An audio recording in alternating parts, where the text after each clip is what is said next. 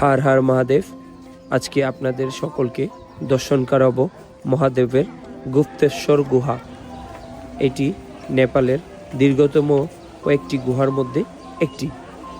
সবার কাছে প্রথমেই দুঃখিত, ক্ষমা চেয়ে নিচ্ছি। ঠান্ডার কারণে হয়তোবা ভালোভাবে সাউন্ডটা আপনারা নাও পেতে পারেন।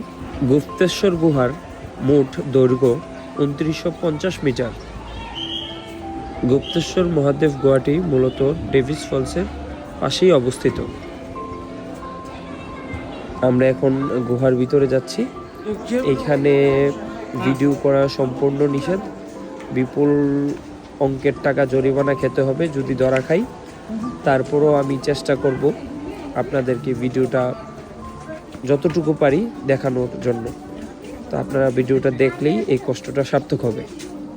এখানকার কর্তৃপক্ষ পর্যাপ্ত পরিমাণের আলোর ব্যবস্থা রেখেছে, কিন্তু কোনো কারণবশত এদের সিস্টেম যদি বিকল হয়ে যায় তাহলে আপনি মহাবিপদের মুখোমুখি হতে হবে।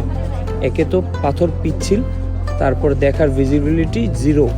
তাই এখানে যাওয়ার সময় সাথে একটা টর্চ রাখাই সবচেয়ে উত্তম। এই গুহার ভিতরের মূল মহাদেব মন্দিরের নিরাপত্তা কঠোর, যেখানে ভিডিও বা ছবি তোলা সম্পূর্ণ নিষেধ। গুপ্তেশ্বর মহাদেব কেভটি অনেক ঐতিহাসিক গুরুত্ব বহন করে। এই গুফায় মহাদেব, পার্বতী, সরস্বতী, নাগেশ্বর আরও অনেক দেবতাদের বসবাস।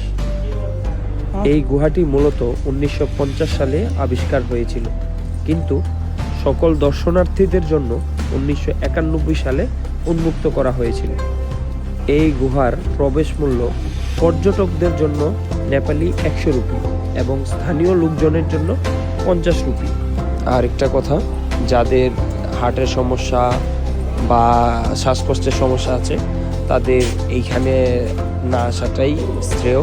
কিছু জিনিস আসলে নিজের চোখে না দেখলে বিশ্বাস করার মতো না। এত অলৌকিক কিছু আমাদের পৃথিবীতে রয়ে গেছে বা আছে। সকল কিছুই হচ্ছে ভোলানাথের কৃপা।